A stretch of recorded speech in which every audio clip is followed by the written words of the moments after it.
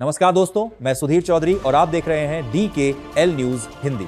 चलिए जानते हैं आज की देश और दुनिया की ताजा और महत्वपूर्ण 50 बड़ी खबरों को सिर्फ 10 मिनट में। पर अभी तक आपने इस चैनल को सब्सक्राइब नहीं किया है तो सब्सक्राइब कर दें। केंद्रीय गृह मंत्री अमित शाह ने कहा कि आदि शंकराचार्य ने भारत की सांस्कृतिक पहचान को सशक्त किया और सनातन धर्म की पताका चारों दिशाओं में फहराई। उन्होंने बताया कि शंकराचार्य ने कम आयु में पूरे देश में पैदल यात्रा कर ज्ञान के केंद्र स्थापित किए और अनेक ग्रंथों की रचना की। शाह ने कहा कि उनके ग्रंथों में जीवन और समाज से जुड़े हर प्रश्न का समाधान मिलता है, जो आज के युवाओं को भी मार्गदर्शन देगा। नागपुर महानगर पालिका चुनाव में मतदान करने के बाद मोहन भागवत ने कहा कि लोकतंत्र में वोट डालना सबसे अहम है।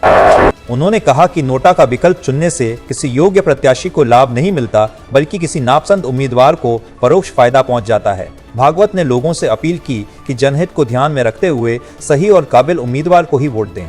राष्ट्रमंडल अध्यक्षों और पीठासीन अधिकारियों के 29वें सम्मेलन में नरेंद्र मोदी ने कहा कि लोकतांत्रिक चेतना भारत की नसों में बसी है। उन्होंने कहा कि देश में जनता सर्वोपरि है और विविधता हमारी सबसे बड़ी ताकत है। पीएम ने संविधान के 50 वर्ष 2014 के आम चुनाव और पारदर्शी चुनाव व्यवस्था को भारत की लोकतांत्रिक मजबूती का प्रमुख उदाहरण बताया। हैदराबाद के पुनप्पुल दरवाजा इलाके में मंदिर में तोड़फोड़ की घटना के बाद माहौल तनावपूर्ण हो गया। आक्रोशित लोगों से स्थिति बिगड़ी, लेकिन पुलिस ने हालात पर काबू पा लिया। सांसद असदुद्दीन ओवैसी मौके पर पहुंचे और शांति बनाए रखने की अपील की। वहीं भारतीय जनता पार्टी ने कांग्रेस सरकार पर कानून व्यवस्था खराब होने का आरोप लगाया। पुलिस मामले की जांच कर रही है। सुप्रीम कोर्ट में चुनाव आयोग ने कहा कि उसकी भूमिका केवल वोटर लिस्ट के लिए नागरिकता की जांच तक सीमित है।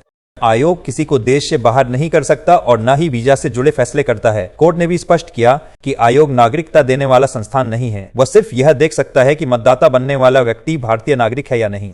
सेना दिवस पर जयपुर में रक्षा मंत्री राजनाथ सिंह ने कहा कि ऑपरेशन सिंदूर अभी पूरी तरह समाप्त नहीं हुआ है और आतंकवाद के खिलाफ कार्रवाई लगातार जारी है। उन्होंने बताया कि इस अभियान में सेना ने शक्ति के साथ संयम का भी परिचय दिया। राजनाथ सिंह ने कहा कि 2070 तक भारतीय सेना को विश्व की सबसे सशक्त सेनाओं में शामिल किया जाएगा। इंदौर के भागीरथपुरा में दूषित पानी से हुई मौतों के मामले में राहुल गांधी सभी मृतकों के घर जाकर परिजनों से मिलने पर अड़े हुए हैं, लेकिन प्रशासन ने सुरक्षा और संकरी गलियों का हवाला देते हुए अनुमति नहीं दी। प्रशासन एक स्थान पर मुलाकात चाहता है। कांग्रेस इससे सहमत नहीं है। अब कुछ सीमित घर तय किए जा सकते हैं। इलाके में अब तक 24 लोगों की मौत हो चुकी है। सरकार जल्द ही जी राम जी योजना लागू करने की तैयारी कर रही है। इस योजना में मनरेगा का जॉब कार्ड ही मान्य दस्तावेज होगा। संसद से कानून पारित हो चुका है। राष्ट्रपति की स्वीकृति के बाद यह अगले वित्त वर्ष से लागू होगी। नई योजना में ग्रामीण मजदूरों को 25 से 25 दिन रोजगार की गारंटी मिलेगी, जो मनरेगा से 25 दिन अधिक है। इससे गांवों में रोजगार और आय बढ़ेगी। दिल्ली, उत्तर प्रदेश, पंजाब और राजस्थान में कड़ाके की ठंड और शीतलहर का असर बना हुआ है। सुबह के समय घना कोहरा लोगों की परेशानी बढ़ा रहा है। कई क्षेत्रों में तापमान शून्य के करीब पहुंच गया है। दिन में धूप कमजोर रहने से ठिठुरन बनी हुई है। मौसम विभाग के अनुसार अगले 2 से 3 दिन तक ठंड से राहत मिलने की उम्मीद कम है।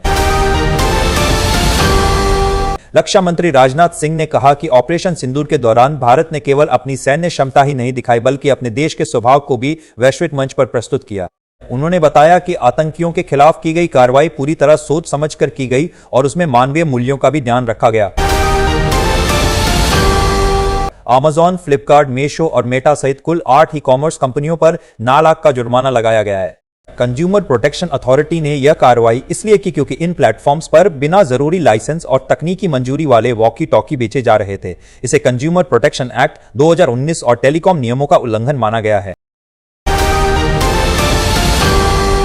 अगर आप हाईवे पर यात्रा करते हैं तो यह जानकारी आपके लिए अहम है। अप्रैल से टोल प्लाजा पर नकद भुगतान बंद कर दिया जाएगा। अब टोल चुकाने के लिए केवल फास्टैग या यूपीआई का उपयोग किया जा सकेगा। जिनके पास फास्टैग नहीं होगा उन्हें दिक्कत हो सकती है। बिहार के मुद्दे पर पप्पू यादव ने केंद्रीय मंत्री गिरिराज सिंह पर कटाक्ष करते हुए कहा कि सिर्फ मियां मियां बोलने से दुकान नहीं चलती। उन्होंने साफ कहा कि जनता को वास्तविक काम और ठोस नतीजे चाहिए।